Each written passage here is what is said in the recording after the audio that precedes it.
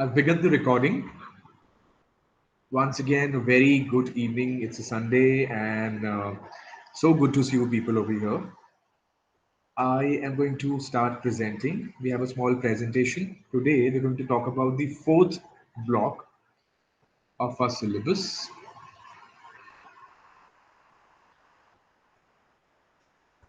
The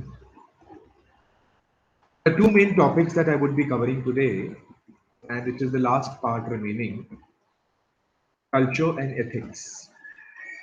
It is Unit 14 and Unit 15. So, anybody who could explain me what culture is? What is culture for you? What do you think is culture? Anybody who would want to comment, say something about culture? Because India is said to be a very culturally rich country. Yeah, the people are culturally uh, rich. Yeah, no, we have a definition over here. The culture is a complex compilation of beliefs, customs, law, knowledge, traditions, etc. So everything together, what we believe in, and in commonality, not specific people, individuals. No, in collective sense, what do we believe? What are our customs, our traditions that we follow? And when we talk of customs, they are the civil customs. So obviously, the eating habits, the rituals, how weddings happen, when people, they're born, what happens in a family, when people die, what happens, how do they observe special occasions, all those things, right? What are the kind of laws that we have? So every culture had different laws, a lot of knowledge which is related to specific areas and people. So all this together makes culture, and culture also includes art, music, all those things, how people get entertained, what kind of food they eat, cooking habits, uh, all those things, they together make culture that a human being acquires while being a member of a particular society. And every society, every social group has a different culture. So how do we get trained in culture? How do we acquire it? Precisely, that's the word. We acquire culture, right? Culture is something that we acquire,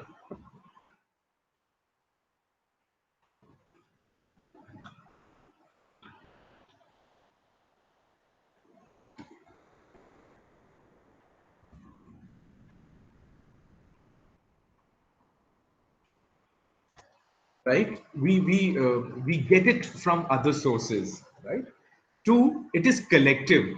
Culture is never specific to an individual. It is about a group, a society, right? So it is collective. There is a value system attached to it. There are certain things that we feel are important. We give them significance. We believe in those things. Those are called values, right? Stability. It sustains for a time. It doesn't change. The culture doesn't change very frequently, right? It does, but in long run. But broadly speaking, it sustains. Differentiator, yes, culture differentiates people from groups from one another. So there is a social group and it has its own culture. There is another social group, it will have a different social culture, right? That's how we are identified, different cultures. Contextual, yes, there are times, there are occasions, there are moments when these cultural differences or diversities are identified. So in certain contexts, these cultural things become significant and common yet different. So it is different from different groups, and within that group also you have subgroups. They have certain slightly different cultural traditions. So there are certain things which are common, and those things are different from certain other groups. So yes.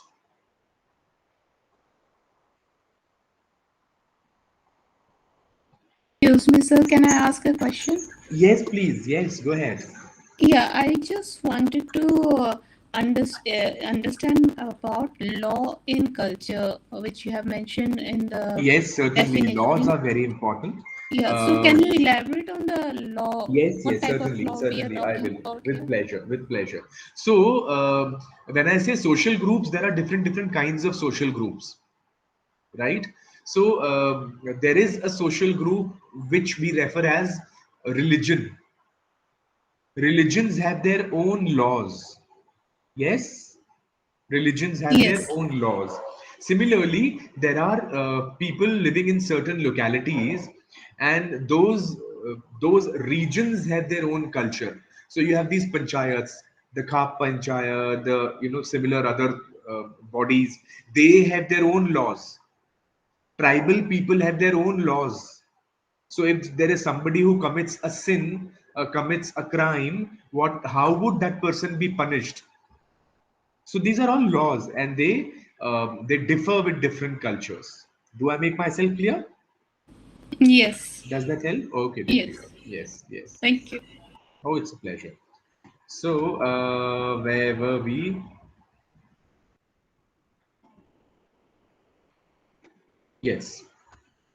So when we have cultures, there are when we know that there are different cultures, but then when it comes to business, it is important that we work with people from different cultures, right? And we deal with people from different cultures. So if you're making a product, it is not necessary that you sell it to only people of your own cultural ethnicity or group or fraternity. You will have to sell it to other people because you want to grow, right? So there is always a cross cultural communication happening. And in these times of LPG, liberalization, privatization, and globalization, when there are companies hailing from one country and selling products in so many other countries in different parts of the world, a lot of cross-cultural communication takes place. So this cross-cultural communication is a concept that recognizes the differences among business people of different nations, backgrounds, and ethnicities, and the importance of bridging them. Right? So that they are different, but they need to connect. That's the important thing. With globalization, cross-cultural education has become critically important to businesses. It is very important that we understand the differences and we get rid of them or bridge them. That does not mean you leave your own culture, but then it is important that you understand the other party's culture as well, and we slightly somewhere we make a bridge, somewhere we connect, we find a common platform to communicate, respecting both the cultures. Business people working abroad need to learn subtle differences in style and substance in order to be effective. I remember one once somebody from the embassy of US was there in my studios when I was interviewing that person, and there were certain things specific to their culture that I mentioned, and the other person tried uh, to correct me. So I certainly apologized, and I also told them that, see, over here we do it this way, and in your country it is done differently, and hence that's the issue. So we can always communicate and give explanations to it, but then it is always good if we have done our homework prior beforehand, right? So now, what are these cultural differences? Now, I'm sure you people know what iceberg is. Iceberg is a mountain of ice which lies in oceans, right? And these huge icebergs, they are enormous, they're gigantic, and they often become reasons the day before yesterday we were talking about Titanic, or yesterday only. So they become reasons for accidents, and yeah. So for an iceberg, they say whatever appears above the surface of the sea is very small as compared to what lies beneath the surface, right? So taking that example, what we can see in the cultural differences is language. We can see the clothes that are different. So people in USA and people in India, here we can see girls wearing saris and suits and lehengas and chunris and beautiful, lovely clothes, right? While in US they'll be wearing probably some sorts of Western suits and shirts, t-shirts. Though even here also we've started wearing all these things, but then there is a difference in common sense when we say there is a difference. Artifacts, the kind of art that you see here in India and in any other country, behaviors. In fact, there is a difference in art within our country as well. So the art forms in Bengal are different from those in Madhya Pradesh and those in Goa and probably somewhere in Karnataka. And comparing them with something in Rajasthan and Gujarat will be altogether different. So artifacts and behaviors, the way people behave also, uh, there's a lot of difference between them. So within our country also, if you go to Mumbai and if you go to Delhi, there is a vast difference between people behaving in Delhi and Mumbai, right? So yeah, certainly. So these are the things that are very evident. You can see them, sense them, but there are so many other things which you don't see them that easily, like habits and traditions. Unless and until you spend some time with them, and there are certain occasions, then only you understand what all habits and traditions are different. Thought process, how people think, right? So I've been dealing with people here in Bhopal, the Nagar Nigam, and I've realized that people in Bhopal and people in Indore and people in Chandigarh are much different. How? So there is a lot of ownership in people from Chandigarh or Pune or Indore specifically.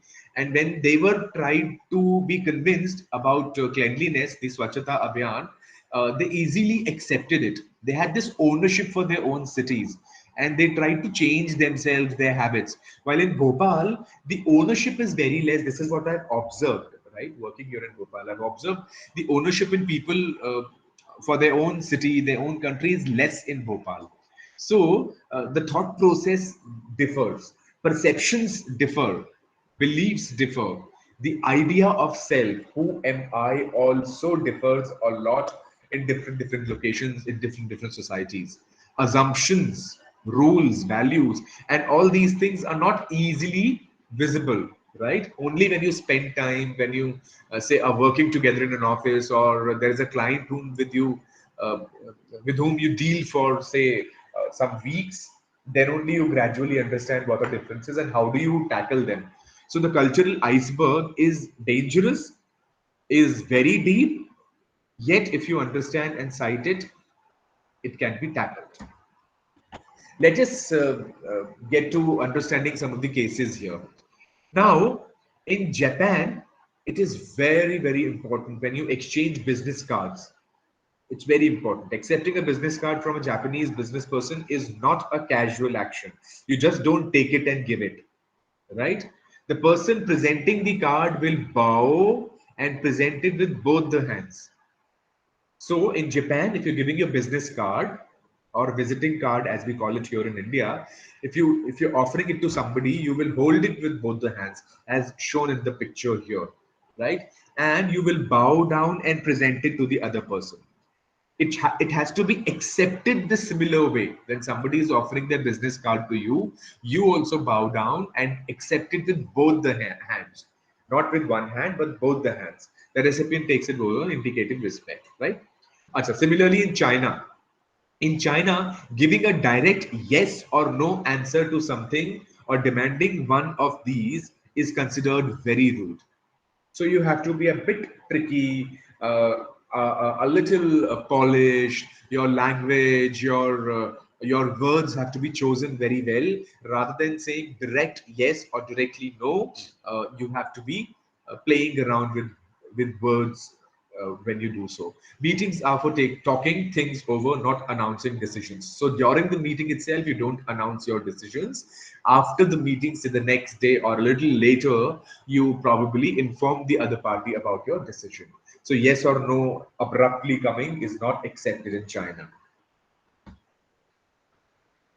So there was a case penetrating the Chinese market under the brand name Benzi, which in Chinese sounds like the phrase rush to die, right? Mercedes-Benz, when it was launched in China, they changed the name to Benzi, but it sounded something different, which meant rush to die, and people did not accept it. Right? So the fineness of language, the connotations and denotations have to be understood. Right? Fiat. Now, when Fiat was released with an ad in which a man drives Lancia Delta from Hollywood to Tibet. So there is a person driving from Hollywood till Tibet, right? And Richard Gere, who's a very popular actor over there in Hollywood, was hired for this. He was the model, right? So he drove the car from Hollywood to Tibet in the advertisement, right? Now this car was a Fiat car, but the people in China did not accept the car and they opposed the advertisement. Why that happened? The simple reason was that China has been trying to, in fact, they have taken over Tibet forcefully. Now, Tibet, they believe is an integral part of their country, the Chinese. But then the people from Tibet themselves don't accept it, they oppose it. And their religious and social leader, Sri Dalai Lama, who for a long time has been staying in India, opposes it. Right now, since Dalai Lama ji opposes the advent of China, the control of China over Tibet, the people in China, the natives, don't like it. And when Richard Gere was supporting Dalai Lama, he has been meeting Dalai Lama a number of times. The Chinese people did not accept the advertisement, and as a result, they did not accept the car over there. Yeah, we need to take the decisions keeping so many things in mind, cultural differences. Now, see, what is right and what is wrong is something different that we can discuss separately for a long time. But then precisely, I'm here focusing upon the cultural, adversities or varieties, differences. Procter and Gamble, very well-known name. They aired an advertisement that had seen success in European markets. So there was this advertisement which Procter and Gamble P&G. Look at the products they have. A lot of products they have offered here in Indian market as well. We are well acquainted with them. So there was this advertisement they were using in Europe, and same advertisement they launched in Japan, which depicted a woman taking bath. A woman was taking bath in the bathroom. Her husband casually enters the bathroom, giving her a massage. So Procter and Gamble probably wanted this advertisement to be mushy, and it was acceptable in Europe and America. But then this advertisement was not accepted in Japan because Japanese believed this was not right. This was an invasion of privacy. This was not an appropriate behavior, and hence the product was not accepted. The advertisement was not accepted by the people of Japan. Walmart in Germany. Walmart's expansion in Germany was nothing short of a disaster. Almost a decade after launching in Germany, Walmart couldn't find anyone willing to pay a cent for its assets. So Walmart had begun in Germany. They tried working there for almost 10 years, but they were not doing well there, Germany. People were not accepting it. Their market was not catching up over there. And Walmart people were not understanding what to do. So finally they decided to leave the country. But then they were in such a bad position that due to high costs of laying off workers in Germany, Walmart did not even close down. They had to sell it off to somebody. But people were not willing to buy it also, right? So they gave away all their employees, all their assets to somebody, some other company, and also paid them to take it over. That was the situation of Walmart in Germany in 2006. Why did that happen? Let us have a look. German people, they don't like, or they're not acquainted to, they're not very habitual to very friendly customer service. So when you go to Walmart, there in Germany or in so many other countries, people would come and help you out. Here also in departmental stores, when you go, there are sales people who would come and help you out. So in Germany, people did not like it. That when they were buying, people were coming and intruding. They believed it was some kind of an interference. Having a greeter at the entrance was unsettling. So when they used to enter the shopping center, people were greeting them, hi, hello, good morning, good evening, and they did not like it. Germans were not in habit of getting it. Having staff smile at customers was also strange. So if people were smiling at customers, they did not like it. Germans are not acquainted to it. Some male shoppers thought female employees were flirting with them. So it was taken so wrongly. So things were they were not under Walmart's control. Even in higher end German grocery stores, it's customary for shoppers to bag their own groceries. So when people used to buy their products, they will put those things in their bags by themselves. But then in Walmart and so many multinationals, and also here in India, we see all our various shops, whether it is Reliance or whether it is any of them, so many of them. So when you go there, there are people who would help you put the things in bags. In Germany, also that was happening, Walmart stores, but people did not like somebody else touching their products, their things that they had bought. Having Walmart cashiers bag the groceries themselves was considered a big no, and hence people did not like Walmart in Germany, and Walmart had to leave the country and go.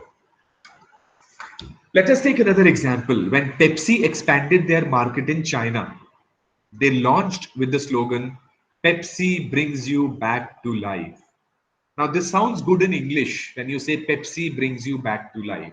It sounds very rejuvenating, very refreshing, right? But then, when they translated in Chinese, they didn't realize that the phrase translated to Pepsi brings your ancestors back from grave. When Pepsi translated their slogan Excuse me, into sir. Chinese, yeah.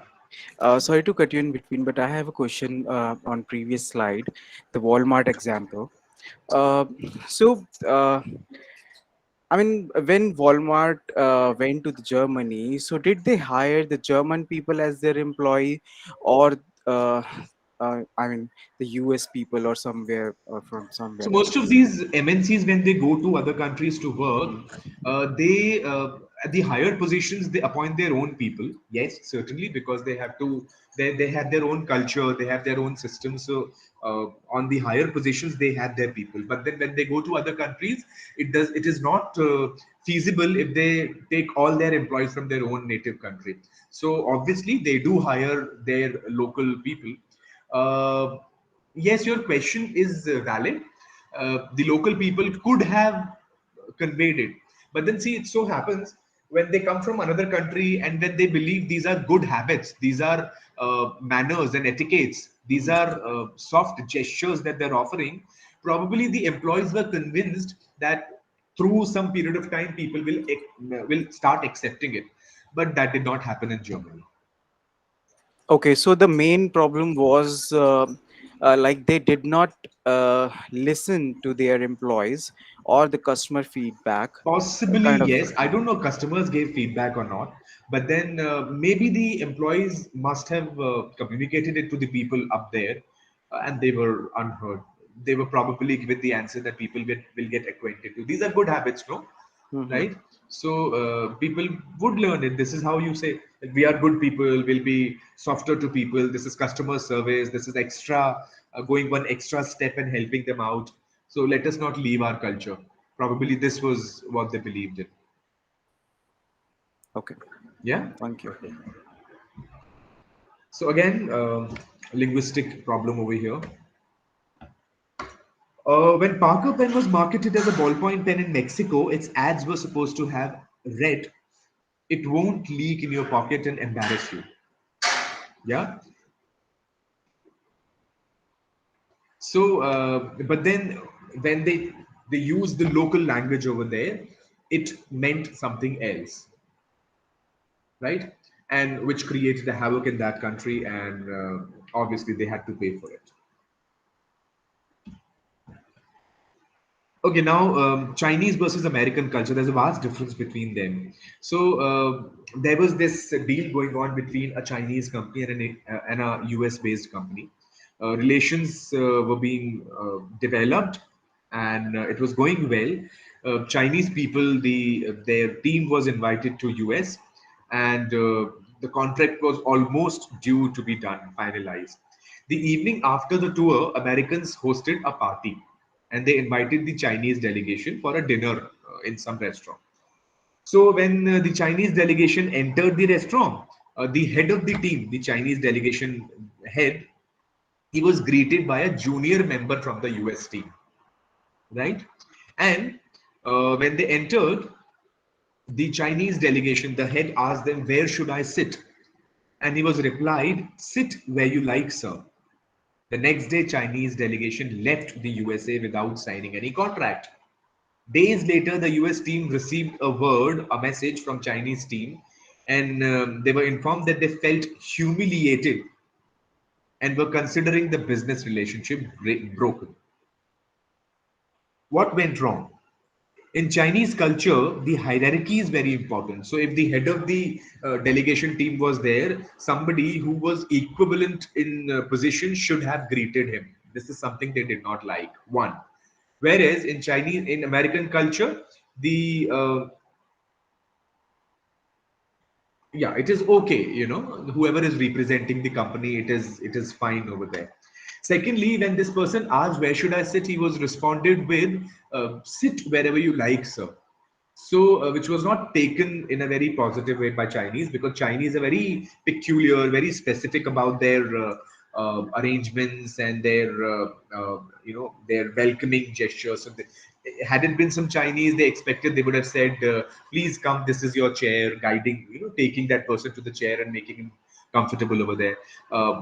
On the contrary, when the Americans said that "sit wherever you like," they probably meant that the whole restaurant is open to you. It is your choice. Please choose and sit. So there's a cultural difference between the two of them, and hence which created the rift. Another example where a Dutch goes and works in UK. So the Dutch are used to being open, frank, and honest. Dutch people are very on the face. They are open. They would say what they feel. So if you say something is fine, it would mean yes, it is fine. But in UK, people don't criticize others. So if you ask them a question, something is good or not, if they say fine, which means it is not very good, right? In British parley. Here also it happens, no? If somebody says, "How is it?" You would say, "Yeah, yeah, fine, fine." Which means, no, it is not as good. It is just okay, or probably not even okay, right?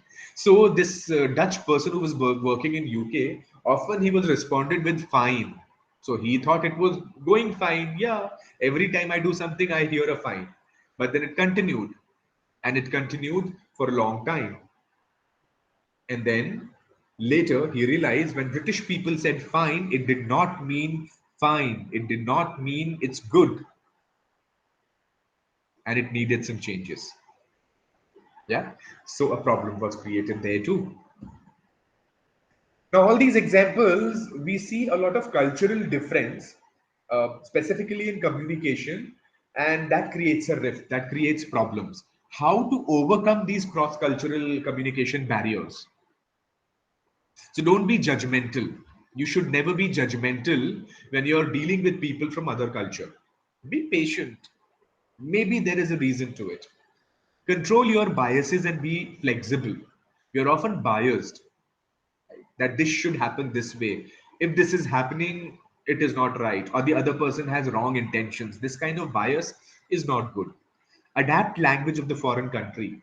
Wherever you're going, you should learn that language. A very good example I remember.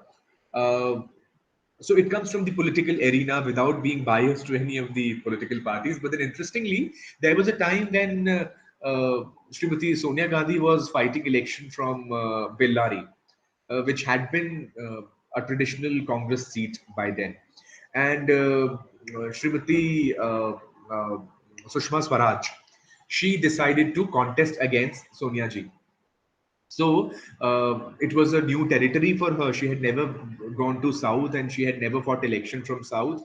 But then when it came to contest this election, Sushma ji went there and she learned the local language within a month. She took a month to learn the local language and started delivering her addresses in the the native language of that place. Whatever happened in the election is something else. But then I'm giving you an example how important it is to learn the local language when you go somewhere, especially for the business purpose, right? Emphasize relationships. Maintaining, developing relationships is very crucial. It is very important. So do that. Seek help from interpreters or local acquaintances. Till the time you're well acquainted with the language, you should probably hire someone who can translate the language one to another, right? And trustworthy people, certainly. Be keenly observant, listen keenly and empathetically. You should observe things, you should pick things from those observations and behave. And you should listen to people very keenly, very attentively. And you should also be empathetic to people over there. Empathy means trying to fit into other person's shoes and understanding their position. Stay eager to learn. You should be ready to learn always. Equip yourself with knowledge of foreign culture. You should you should learn as much as possible, acquire as much knowledge as possible, and then start working there. And slow down responses. Don't be in a hurry to respond. Don't be in a hurry to respond. Hold on. Don't panic. Have patience. Maybe there is a reason why somebody else is behaving in a certain way or whatever is being said.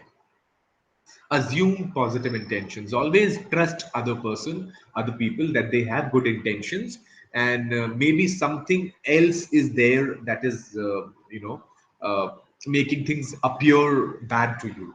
So these are the ways how we can overcome the cross cultural communication barriers. Now here, let us have a small activity. Who will begin with the first one? I want you to create a personality sketch of these people. Any one of you, a nurse for an 80-year-old patient. I want to hire a nurse for a patient who is 80 years of age. If I had to give an advertisement, or if I had to tell somebody what kind of a nurse do I need, uh, tell me, what would you say? Anyone? How would you explain what kind of a nurse do you need?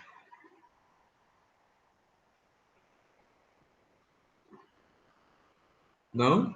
Akhil, you want to Uh, try? yep. Someone who is of age like above 45, so Okay. that a 80 years old lady can you know talk to her like minded, and she can also take care of her, not too young, not too old. Okay. I mean, that kind of a figure coming into my mind. Okay. Anything else you want to describe about this potential nurse? um I mean, if she is a nurse, then she is equipped with all the knowledge and all the things she should have, uh, caring for the 80 years old. Cool. Cool. Cool. Okay. That's fine. I'll come to it. A gynecologist in a new maternity home. There is a new maternity home that's opening up, and we're looking for a gynaec. Who will tell me what kind of a gynaec are we looking for? Rachna, would you want to try?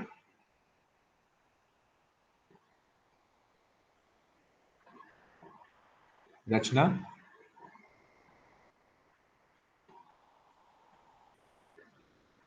Monica, would you want to try?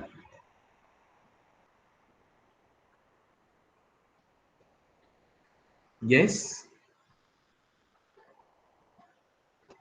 Anybody else who would want to give an explanation? What kind of a gynecologist? An advertisement has to be given for a gynaec for a new hospital. Who's a gynaec? Who is a, a gynaec? a doctor who take cares of a lady's problem. So Huh. the gynec should be like, if we are hiring for a new hospital, then she should be like young, energetic, and and she should have that level of comfort while talking to her patient. Sounds good. So Sounds good. Sounds good. Okay. Then sales head in an FMCG. Sales head in an FMCG. Rohit, would you want to say something here? Rohit Shaw? No, sir. No? Anjali?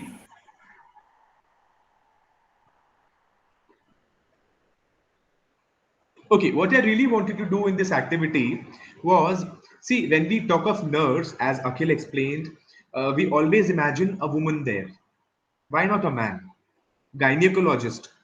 Interestingly, it is our country where all gynecists are females, but in US and in so many other countries, the gynecists are males also, right? A gynecologist is somebody who helps, who deals with women's problem, ladies' problems, so childbirth and the regular women issues. So person who treats these is called a gynecologist doctor. So, but then in so many countries they have male gynecists as well, right? Sales head, normally we always imagine somebody in sales should be a man. Carpenter, we always imagine a man. A bus driver, we always imagine a man. A receptionist, we will always talk about a female, right? Now, now, it is again a cultural difference. How we start perceiving things, we imagine things, we become conditioned in a way that we stereotype people. That a carpenter has got to be a man. A woman cannot handle it. Ladies cannot drive buses. Gents cannot treat pregnant women. Yeah. So these are certain things which are there in our minds and which probably comes from culture. A lot of countries will not, even we might not accept male nurses that easily or male gynecists that easily. Yeah, sales team may not accept a sales head who's a woman. Maybe. Yeah. A young, cute executive assistant who dresses in short skirts might get compliments, and men may even hit on her in office. They may assume that because she has a bubbly personality, she isn't very smart. So, girls or women who are dressed up very nicely or who are very energetic and peppy, people might not take them seriously, thinking that they don't work well. So, if somebody takes care of himself or herself well, does that mean that person does not know his or her work? Weird, but then, yes, this is how people perceive. Hence, there is something called the cultural intelligence that is required. Cultural intelligence. Now, what is cultural intelligence?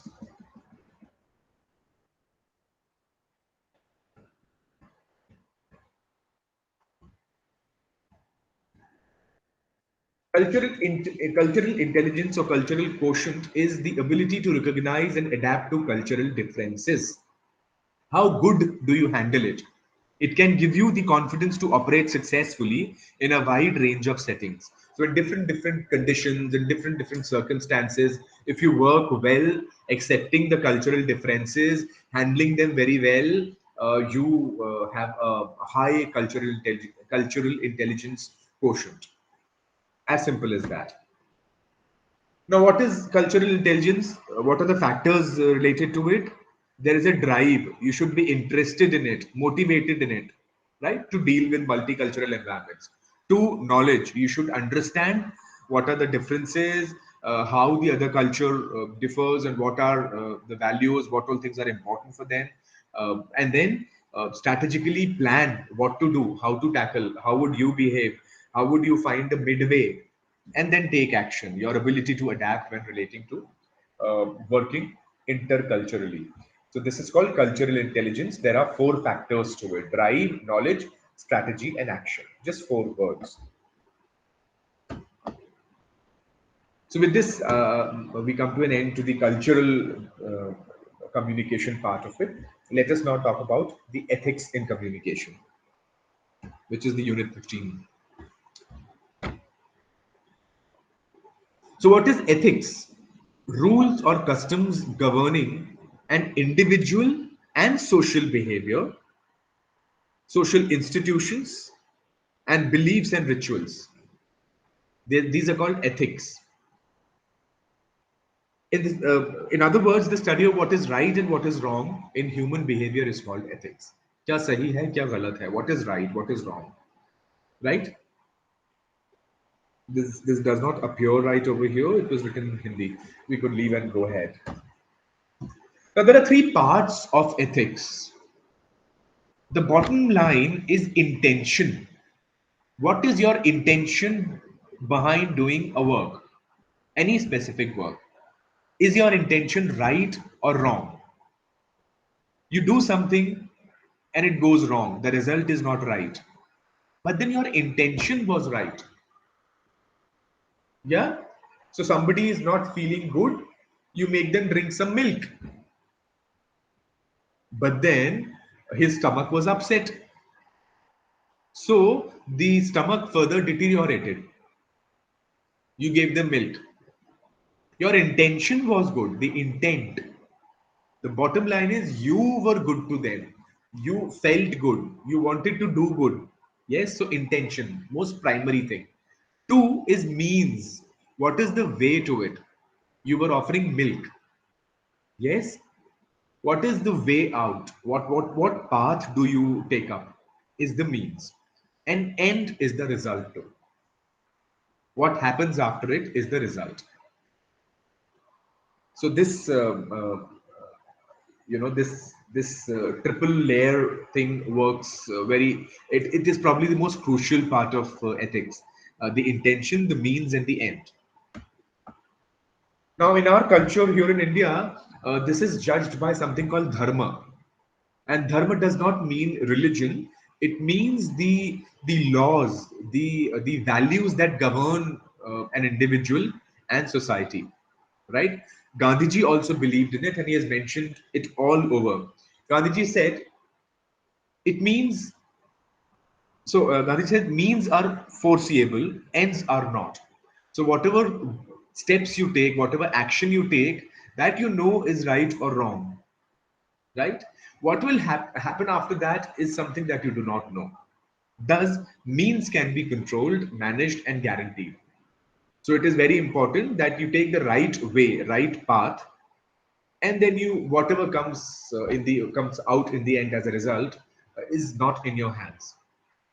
If one takes care of the means, the end will take care of itself. Bhagavad Gita also says a similar, it takes up this similar path where it is important that you do your karma. The results are not in your hands. This is what Gita says, right? Now, let me give you an example. Freedom of speech is not a license to abuse. You have freedom, you can speak, but then you cannot abuse people. You cannot say ill things about people, right? Or say wrong things, untrue things about people. It is a responsibility that you speak correctly, speak ethically, speak right. Again, I would prefer talking about these things through some examples. There's something called plagiarism. Since we're dealing with businesses, so film, movie, or art business is something where is a field where a lot of allegations of plagiarism are often made. So, what is plagiarism? Plagiarism means you are copying somebody else's intellectual work.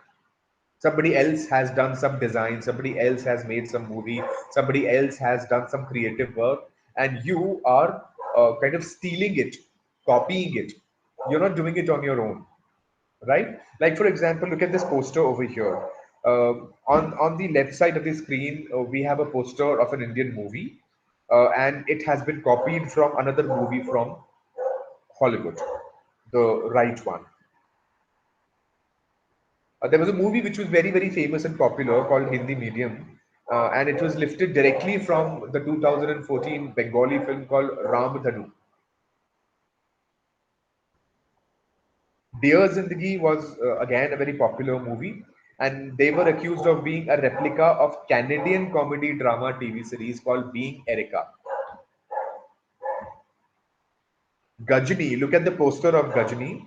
It has been almost directly lifted from the poster of Hulk. Almost. This is another poster from one of the Indian movies. and it has been lifted from Great Gatsby. Look at the way they're dressed. Look at the way they're photographed. Plagiarism. There was a movie called Hiss. Look at the poster. It is more or less copied from King Arthur. Captain Nawab was another movie from Bollywood, and the poster apparently seems to have been copied from Call of Duty. And these are so many of them, you know, Titanic and Mausam, Rowdy Rathore and the Replacement Killers, Zindagi Na Dobara, Milegi Dobara from another movie.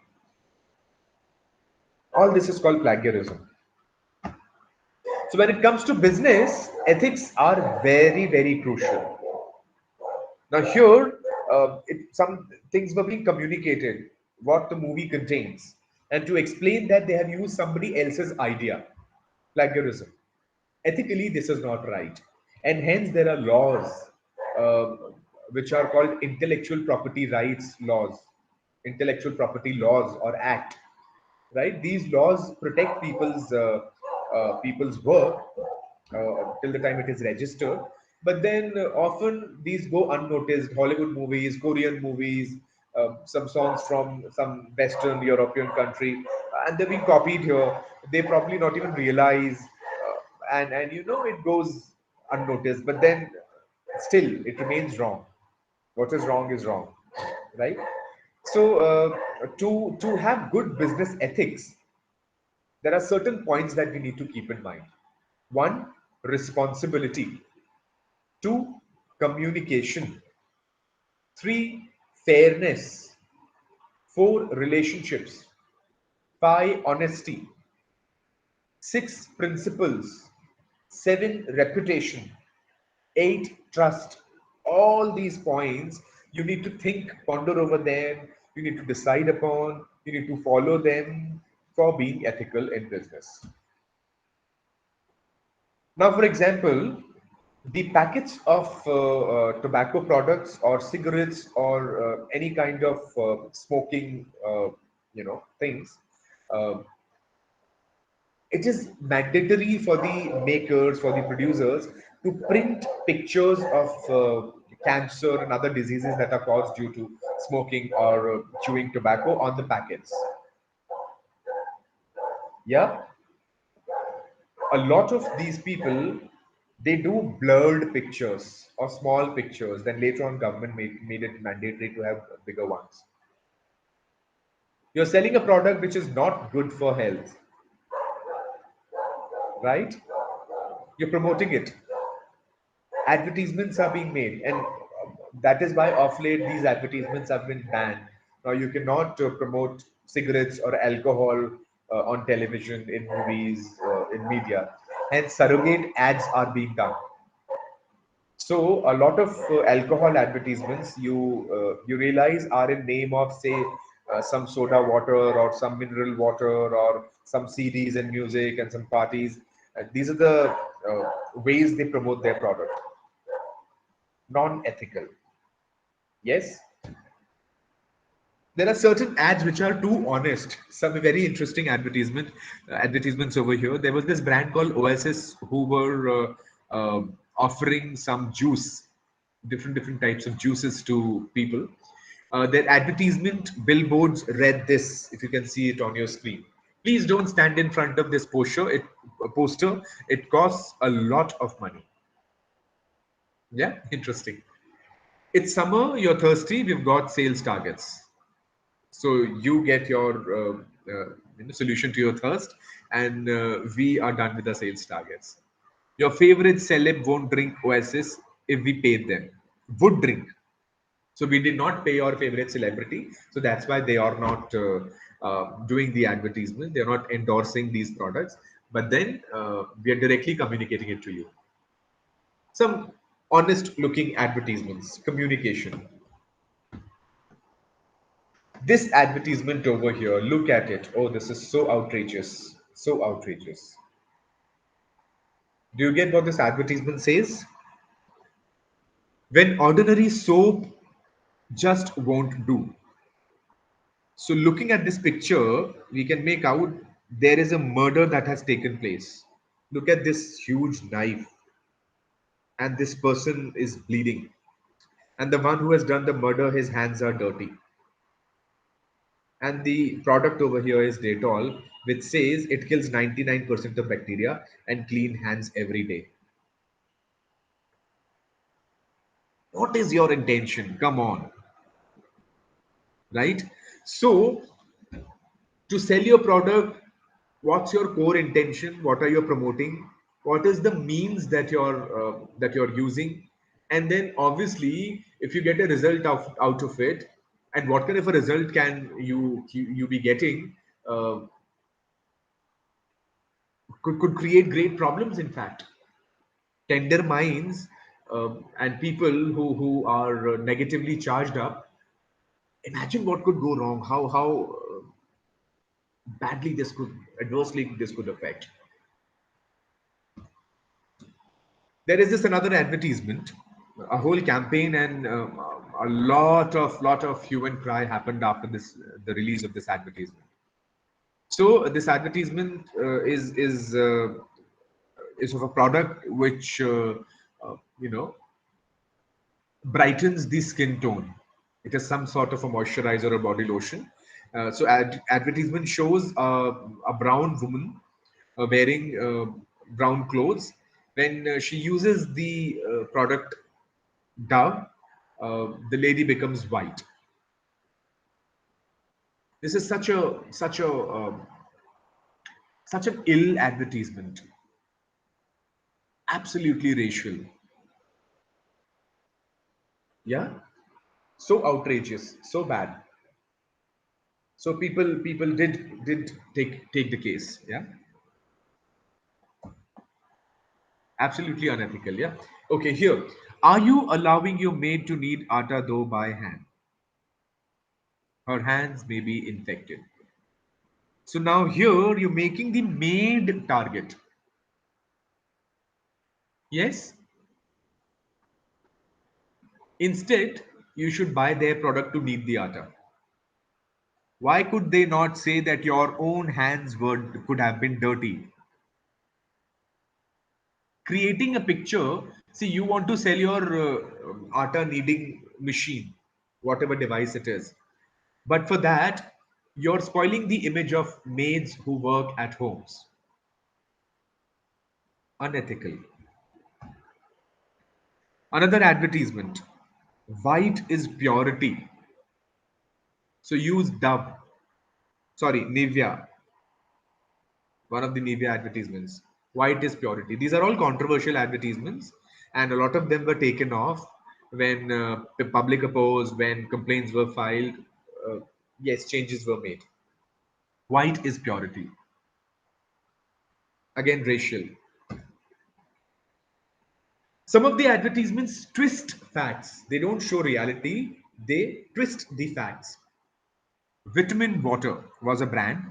They marketed their products as something healthy compared to soda when it was in fact filled with 8 teaspoons of sugar in a single bottle. So it was full of sugar, it had a lot of sugar, but they were declaring their product to be healthy. Look at the advertisements: more muscles than Brussels. Drink at the first crack of yawn. Keep perky when you're feeling murky. Whatever. The point is that they were misguiding the users, the customers. Scare tactics. A lot of advertisements try to frighten you, try to scare you. How? This is a very old advertisement. Often a bridesmaid, never a bride. So there is a picture of this girl who's carrying this bouquet. In Christian weddings, the best friend of the bride is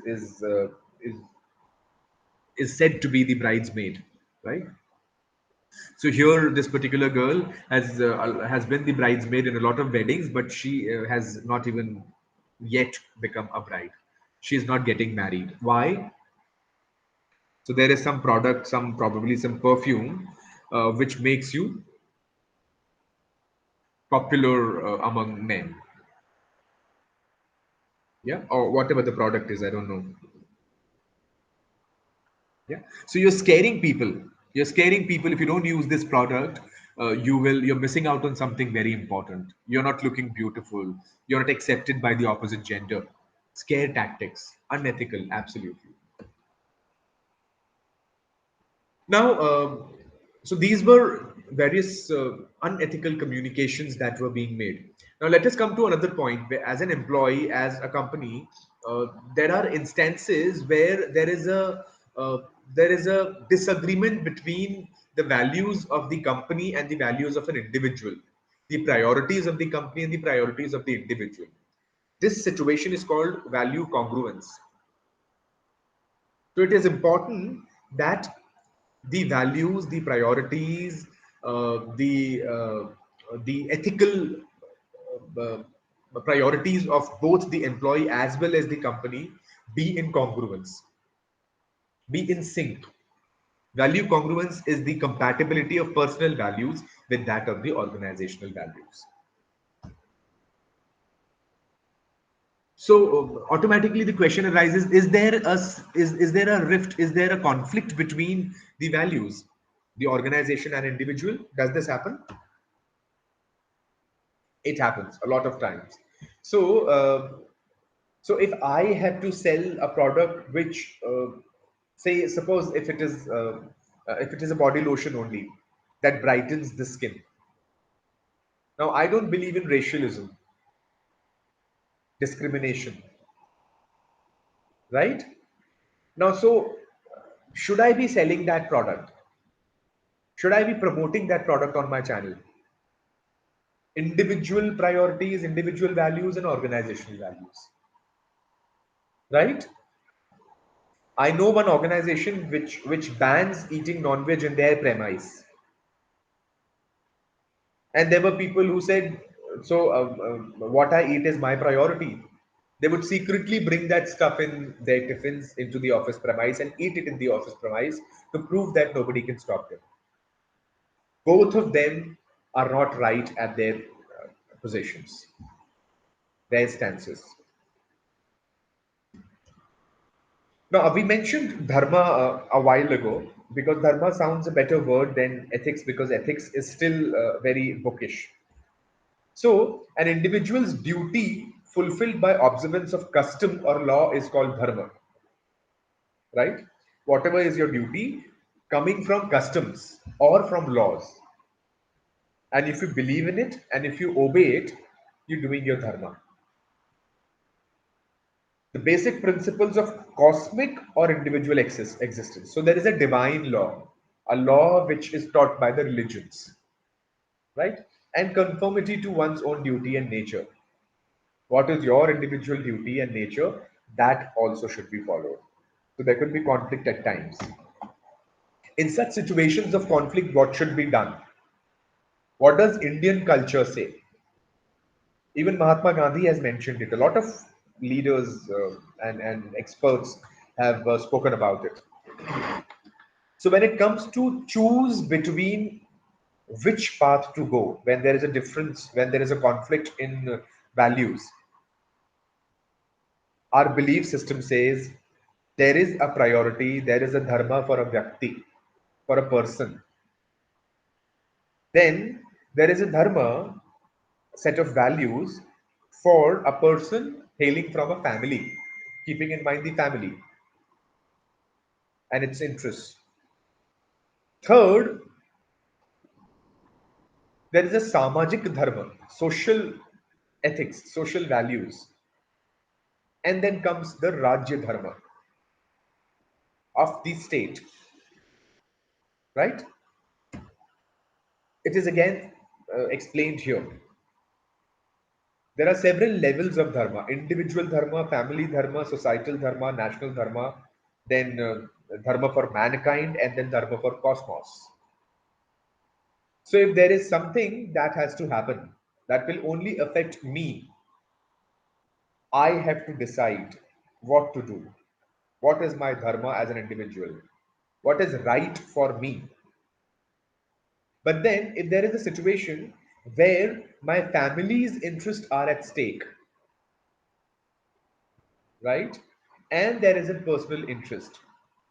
I should give priority to the family and its interest. My dharma says I should take care of my family. When there is a conflict between a family, interest of a family and interest of society, that's the interest of society or the village or the city you're living in should be given priority. Suppose if there is a conflict between the interest of the city and the national interest comes first. If there is a problem with mankind, the whole of mankind on earth, you should give priority to the interest of mankind rather than our nation's interest. And when then it is about the cosmos, the universe, controlled by God, that should be given priority to the smaller interest. That's how our scriptures, our culture has explained the theory of ethics. Yes, and that's how the value congruence happens. Let us take some more examples. Negative advertisements. Now, see, you wish to promote your own product and earn money. But does that mean you should show somebody down, pull somebody down? So Pepsi, take Pepsi challenge. This was a campaign run by Pepsi. So in return, in response to it, Coke ran another advertisement which said, I took the Pepsi challenge. I picked Coke in the Pepsi challenge. So you're taking name in a negative sense of your opponent and maligning its image or making fun of their image. Unethical? Yes. Pay disparity. A lot of actresses, including Priyanka Chopra, who is now in Hollywood, Kareena Kapoor, Deepika Padukone, have raised this issue. I was told that female actors are replaceable in films because they just stand behind the guy anyway. So they should not demand money, or they should be satisfied with less money as compared to the male counterparts. Even when these actresses are more popular than the male counterpart in a certain movie. Pay disparity. A lot of companies are very, I should say, unfair to women who conceive working in their organization, pregnant at work, and this happens not only in India but worldwide. Even the pay disparity thing happens in other countries also. Even Hollywood women have been complaining about it. And it happens in all industries. Take my words. Pregnant at work, feeling discriminated. A lot of companies show women the doors to move out, leave the company as they get pregnant.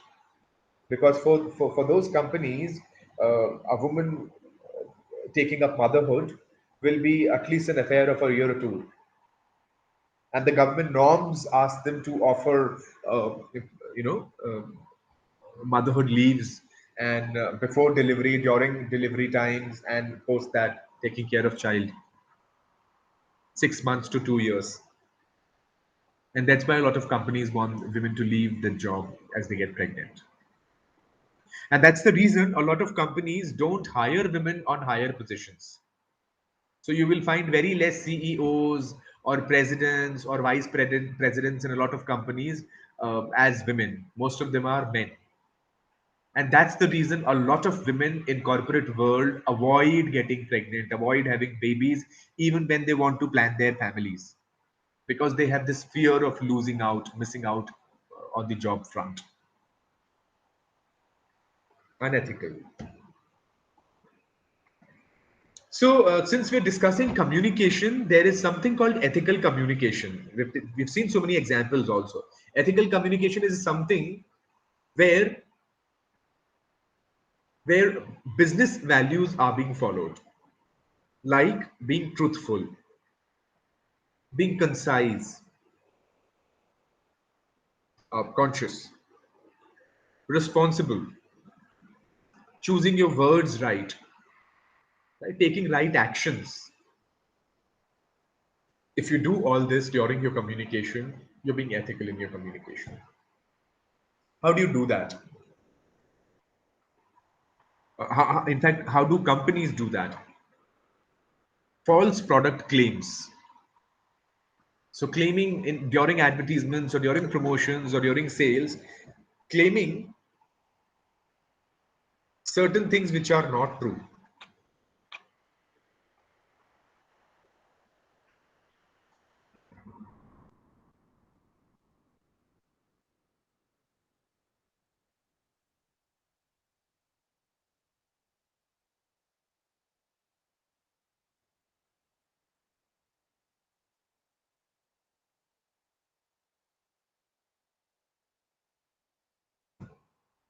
Hidden terms in user agreements. A lot of products, especially loans, banking, a lot of products, they share some leaflets, some literature along with the product, along with the papers, and these have long, very finely, very fine font written content, which have terms and conditions, and these terms and conditions often are not even read by people or not even legible by us, or maybe at times they have some hidden terms and conditions which are not which are only told when the circumstances arrive.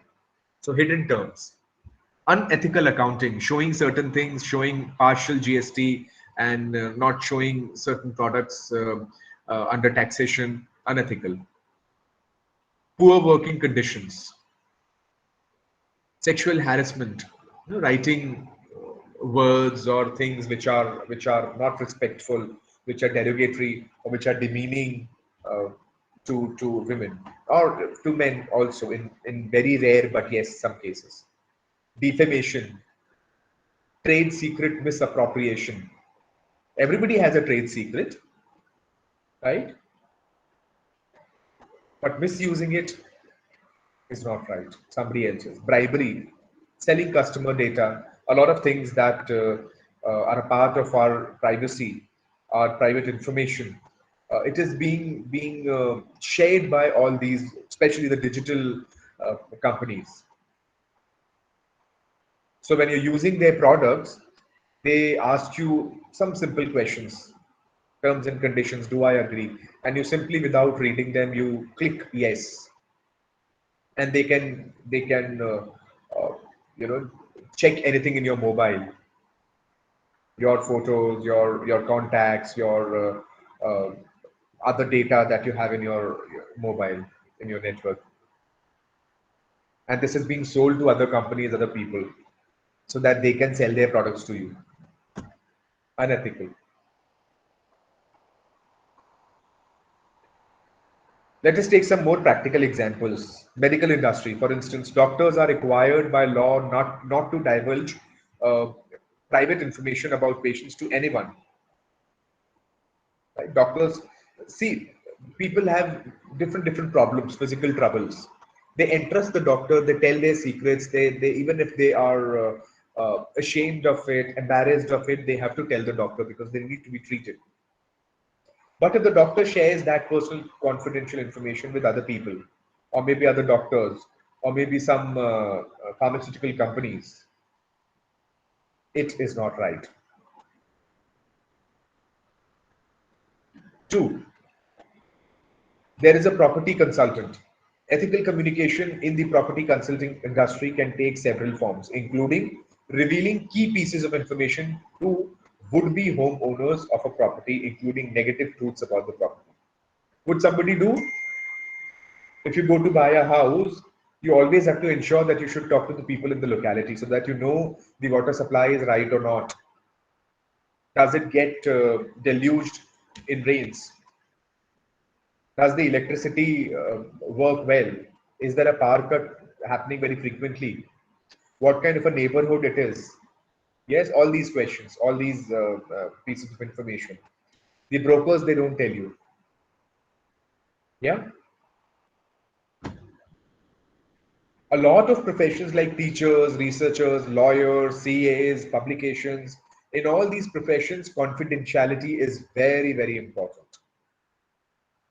If you communicate something to, say, your banker, your CA, your lawyer, and if they don't keep it a secret, they don't maintain the secrecy, the confidentiality, it's unfair on their part. It is unethical, doubtlessly. I'm taking an example of Volkswagen. Volkswagen is again a car making company, and they were producing certain cars.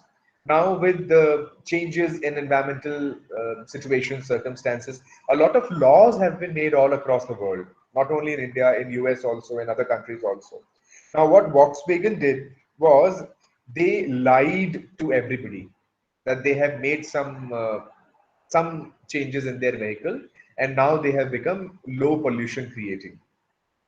The company admitted to having installed software that manipulated emissions. So what they did was they made a software. The software produced wrong readings of vehicle environment causing content. They manipulated the figures, and later on they had to admit it to make its car appear as if they were environmentally friendly. Volkswagen. Now there is something that we call the trolley dilemma. We're almost done with our syllabus now. Now here it is the last part of your syllabus. I think we should take some 15-20 minutes more and let us get done with it. So there is something called the trolley dilemma. Now look at this. There is a railway track here. There's a railway track here. You are standing as a person, and you have this, uh, this tool in your hand through which you can change the track of the coming train. Now there are five, six people standing on this track, and there is only one person here. Which track would you send the train to? Usually, the common answer is that let us allow one person die. Here only one will die. Here five will die. So let us send the train on the other track. एक पर तो पहुंचाना, you cannot stop it. So let us save more lives as compared to one. Acha. Then if I say that the normal route is this track only, while this one is not the normal route. Normally train goes from this route only, this track only. Then what will we do? Would we Uh, still, yeah, route this train to the right track to save the life of the passengers and saving more number of people, right? right. Okay. Suppose if I say that before the train arrived, it was coming, this fellow who is all alone had informed all these people that don't stand on that track. If you're doing something on the track, if you're shooting or you're doing something, come and do it on this track because the train goes from that track. Don't stand there, stand here.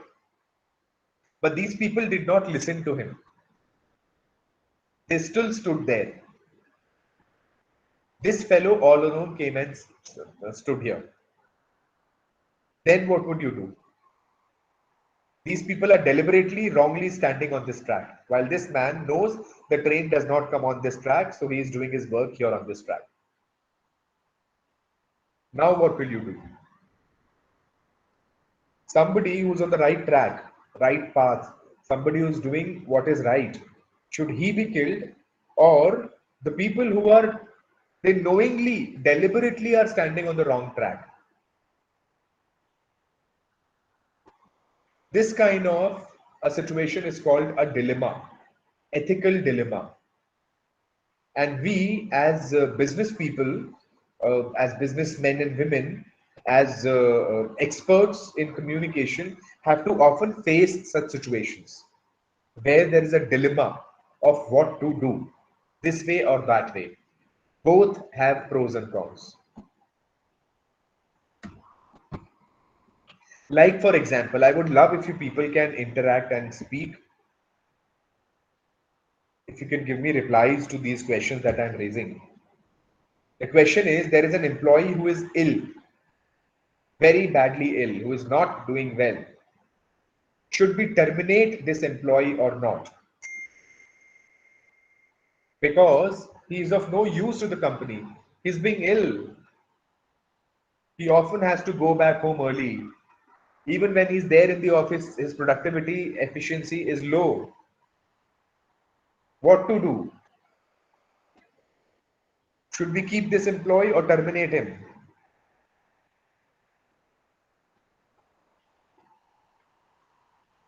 Adding on to the problem. Yes, Akhil. Ethically, we should not terminate We him. should not terminate. Okay, Right. suppose this person has cancer. So again, we can't. I mean, any company can't terminate any employee who has Suppose cancer. then suppose this person has AIDS. So again, till the time he or she has kind of a problem like corona or some. I mean, not corona exactly, but No, in any AIDS. case, I'm talking about AIDS first. yeah. HIV positive. I mean, that's it. That's okay. It's not a disease just spread hoti hai chhune se. So again, we can offer No, help but to him. Akhil, see what happens. How does it spread? So if there is a wound, an open wound, Hmm. if it bleeds, right, and if somebody else's blood touches it, So we comes in contact, this person can acquire that disease. okay. So that's a dilemma again, That's a dilemma. right? And my next question was going to be corona then. Okay, so that considering the current You already situation, mentioned it. yep. So we can offer Now, help to let me add secure on to that. it. Let me add some more information to it. So Mhm. there are a lot of doctors who deny operating patients suffering from AIDS. So if there is somebody who has AIDS and is suffering from another problem, say something in the belly or has a broken bone, so a lot of doctors deny, refuse that they will not operate this person. Why? Because we often have small cuts which are not visible from naked eyes on on our skin, in the hands, on the fingers, anywhere. And then while operating, when this person is bleeding, if that blood transfuses into through skins, if it enters their body, the doctors will acquire AIDS. So a lot of doctors refuse operating AIDS patients. I've worked with the MPSACs also, Madhya Pradesh AIDS Control Society, and we have come across such cases. Who is at fault? Again, a dilemma.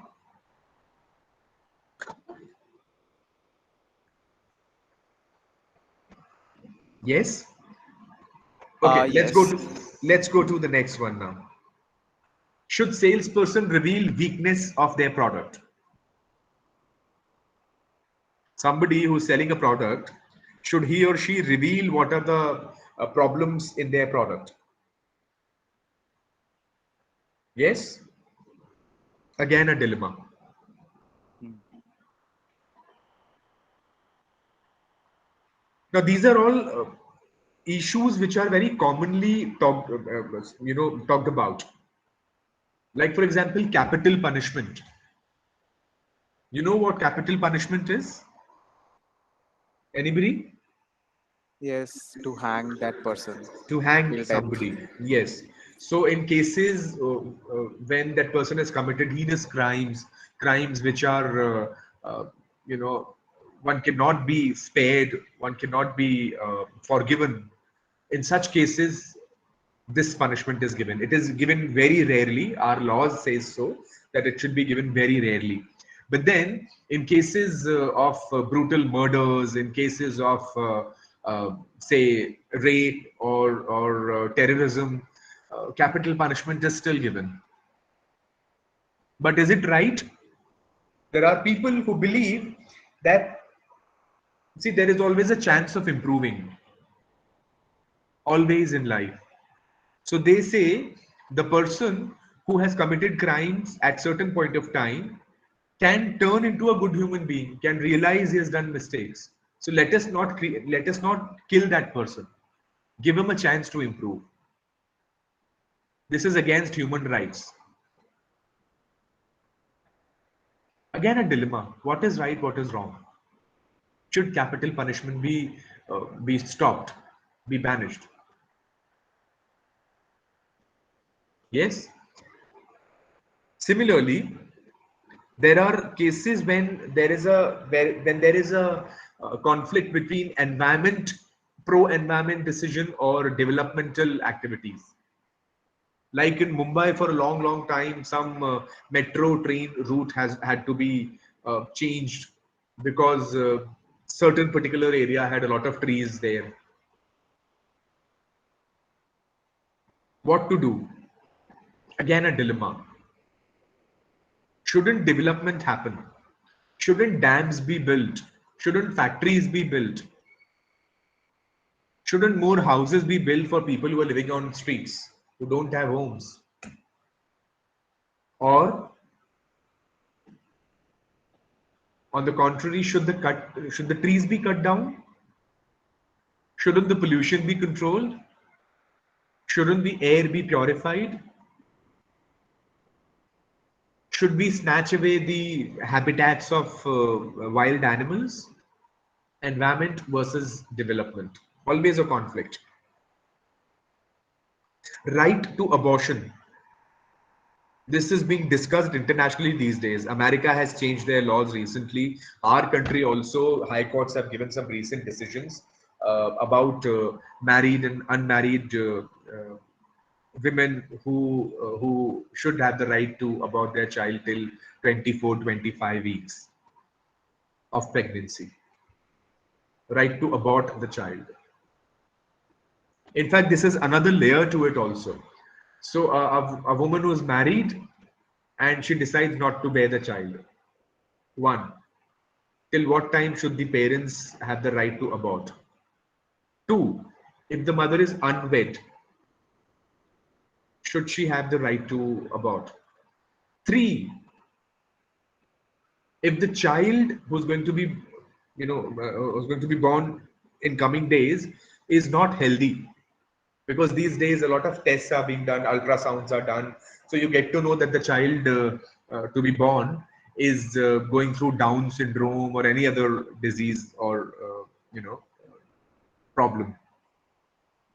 So suppose the parents get to know that the child is not healthy and they feel that they should not give life to that child, a pain of life of years to that child. Throughout the life, he will be a subject of mockery. People will make fun. He will have to struggle. He won't live a good life. So even before he is born, let us save him from all that pain. Right to abortion. Again, something which is very critically discussed internationally these days. Euthanasia. You know what euthanasia is? Euthanasia means the choice to die. There was a movie called Guzarish that was made on the same topic. Hrithik Roshan and Aishwarya Rai, made by Sanjay Leela Bhansali. Now, this movie talks about this issue. Somebody who is critically ill, there is no chance of this person getting normal.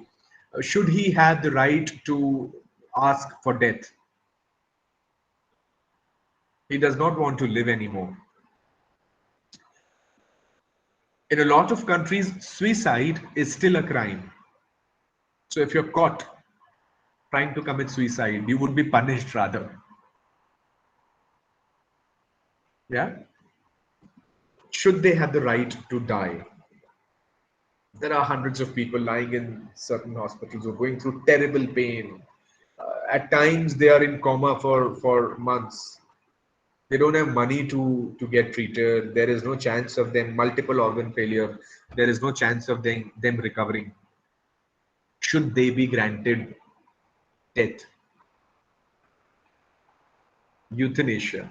Again, a dilemma. Nuclear energy. All of us know nuclear energy has a lot of risks associated with it. Should we allow? Because nuclear energy will help if it is done in a controlled environment, the pollution is going to be less, not as much. But at the same time, it will offer enormous source of energy. Now even vehicles are going to be electric. Your mobiles, your gadgets, everything runs on electricity. So if nuclear energy is utilized in the right ways, all the energy needs of this world are going to be satiated, whether yes or not. Again, a dilemma.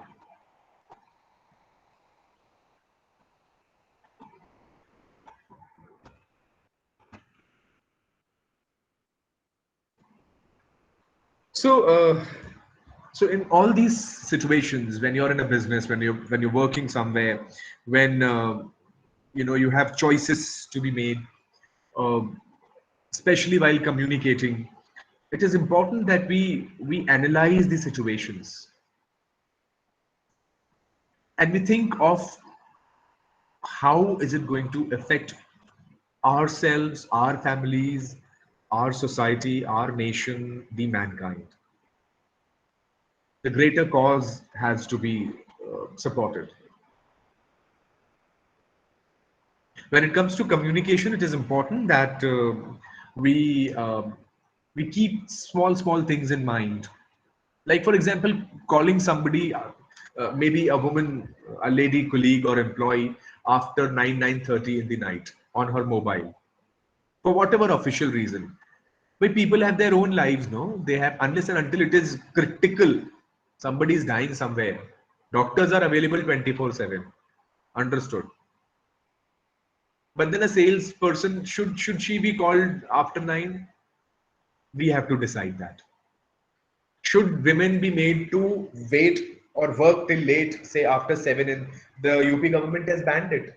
They've made it mandatory that women should not be made to work after 7. They cannot be made to stay in office after 7.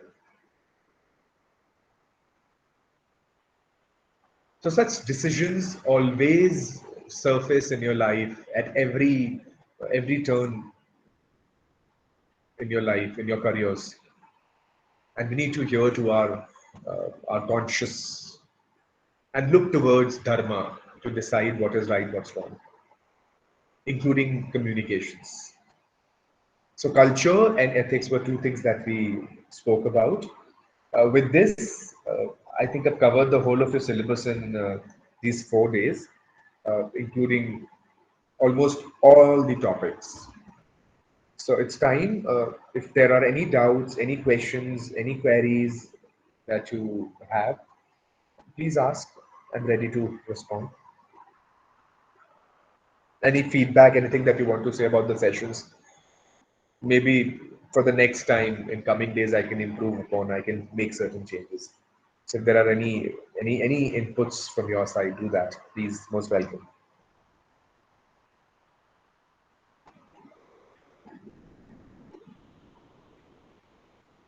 I presume you're confident about your syllabus, you're done, you've understood everything. Yes,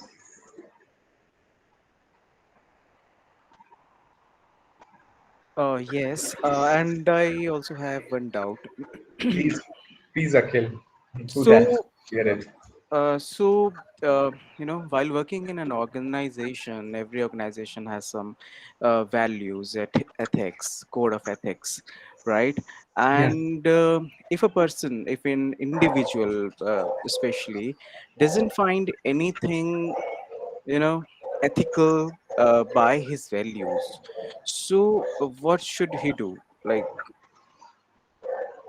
and he's stuck in some situation where he has to or she has to go with the uh, take an action or something. So what should he or she do in that Right. case? See, that's what we were referring to when we were discussing value congruence.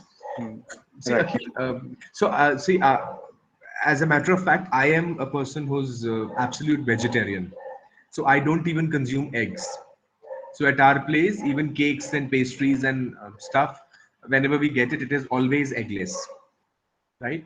Now, suppose if I get to work in a restaurant right? In fact, I was being offered a show, a travel show, where I had to, a food based travel show, I had to visit places, taste food and all that. So what did I prefer? I said, see, I'm a vegetarian, I wouldn't be eating non-veg. So if that suits your program, I can host that, else I will not. Similarly, somebody who's working in a restaurant where they serve non-veg, now you could be a person who is completely vegetarian, who does not support killing animals for food. But then, if you're working there, you cannot say that you will not serve dishes which are, you will not, if you're a chef, you can't say you won't cook them. If you're a waiter, you can't say you won't serve them. Right? It is a part of your duty. That's why I referred Bhagavad Gita over here. What does Krishna says in Gita? See, you have to do what is your responsibility, your duty. So as a chef, as a waiter, if I'm working there, either I leave that job, I say, no, I cannot touch, I cannot cook, I cannot be supporting killing animals. Don't work there, leave that. Your personal values are saved. But then, if you decide to work there, the larger cause is, there's so many people working there. There are people who are hungry and they want to consume it.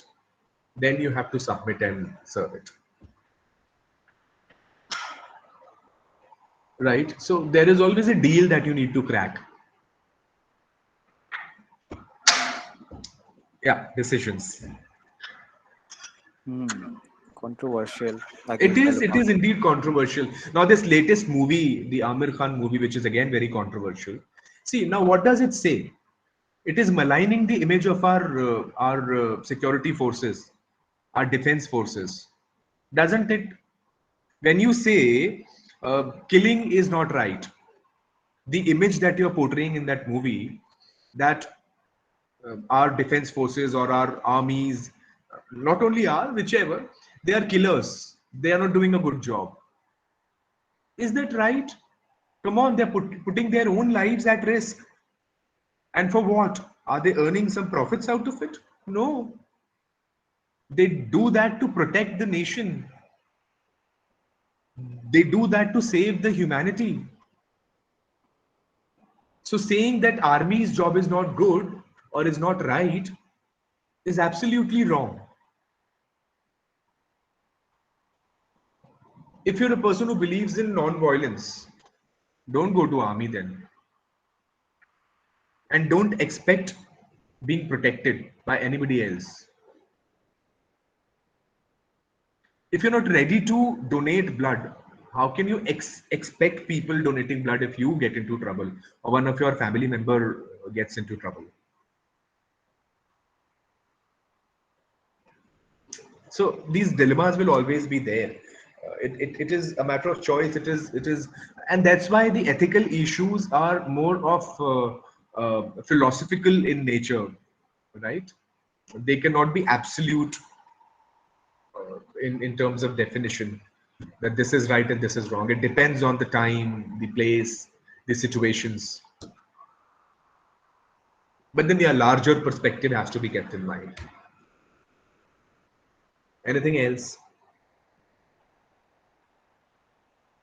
No? Oh, Yes, okay, Monica. Okay, yeah, Akhil, complete then Monica. okay.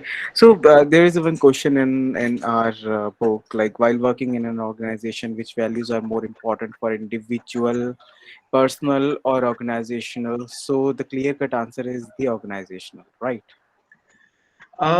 Yes.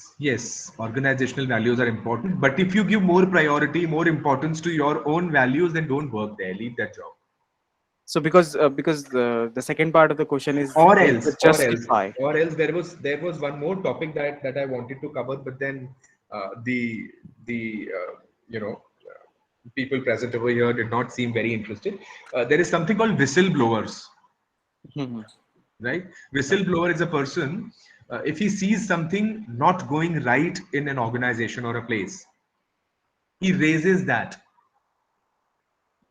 right? Raises that issue to the organization and then the people outside. He or she brings it to light. So if you really find something going absolutely unethical, uh, something criminal, something illegal, you could probably play a whistleblower too. So if there is some organization that is a pharmaceutical company but then is dealing in narcotic drugs, then you should probably bring it to light. You should probably inform the authorities.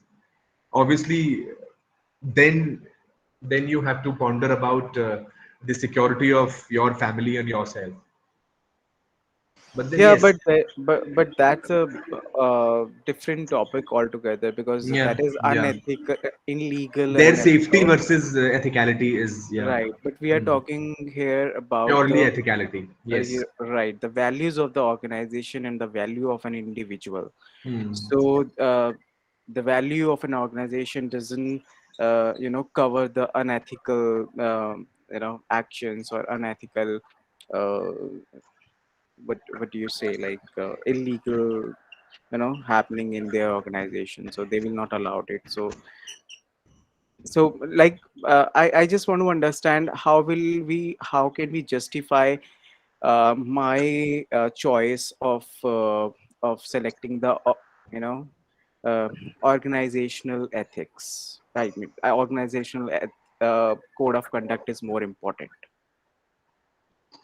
Um, yeah, by and large, Okay, since you're a part of that organization. okay, thank you. Anjali, thank you so much for your kind words. Rohit, thanks a lot, man. Thank you for your generous remarks over here. Thank you. So I think you want to say something, Rohit? Okay. Okay. Sir thank you sir, आपका session बहुत ही अच्छा था. Thanks, man. Thank you so much. Welcome sir. Chalo, so we'll catch you some other time. I think it's time we should bring it to an end. It was lovely being with you all, especially you people. You've been really supportive and responsive all through. Thank you so much. Uh, we'll probably get in touch sometime later. Thanks a lot, man. Thank you, sir. Okay, God bless you. Thank Bye you sir. bye. Bye bye. Bye bye sir.